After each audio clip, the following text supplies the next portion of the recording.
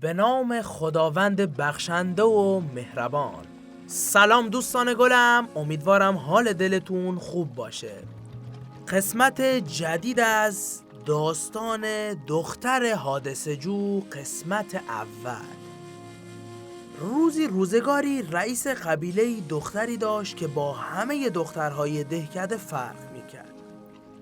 به جای اینکه راضی باشد که کار زنها را بکند و کارهای خطرناک را به مردان واگذارد، برعکس هیچ وقت به اندازه وقتی که گرفتار ماجرایی میشد خوشحال نبود و هرچه این ماجرا خطرناکتر بود برای او هم بهتر بود. اسم این دختر نتوم بینده بود و چند سالی بود که سعی میکرد پدرش را وادار کند تا به او اجازه بدهد که به رودخانه مرموز که اسمش ایلولانچ بود برود. او میگفت من راجع به این رودخانه آنقدر چیزها شنیدم که تا آن را نبینم نمیتوانم ازدواج بکنم و سامان بگیرم. میدانی که من میتوانم حتی در خطرها هم مواظب خودم باشم. پدر، خواهش میکنم اجازه بده بروم. چند نفر از دوستانم را هم برای تنها نبودن با خودم میبرم.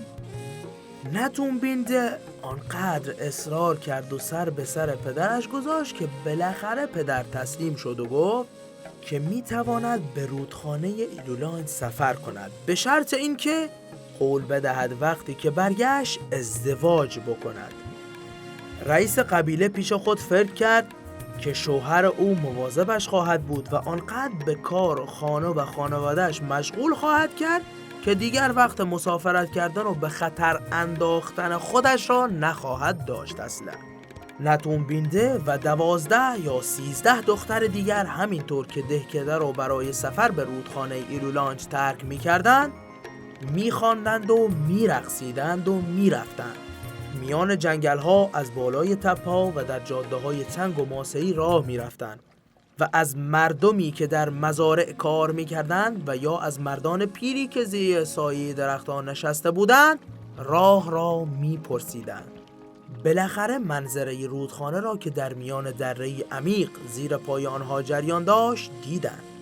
شادمانه از سرازیری تپه به پایین دویدند و به تماشای آبی که به سرعت از جلوی پایشان جاری بود ایستادند. به پشت سر و بالای سرشان به شاخ و برگ سبز تیره درختان که صدای وزوز زنبورها و پچ میمونها از میان آنها می آمد نگاه می کردند. نتوم بینده گفت این رودخانه با آن رودخانه نزدیک دهکده ما فرقی ندارد. من میروم و در آن آبتنی میکنم، چون بعد از این همه سفر طولانی هم خیلی گرمم شده هم خسته. دخترهای دیگر با او موافقت کردند و دامنه‌های چرمی و دستبندها و خلخالهای مسی خود را درآوردند و آنها را در ساحل روی هم گذاشتند و بی میان آب هجوم آوردند.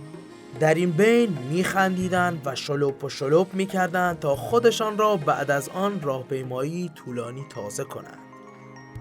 ممنونم دوستان گلم.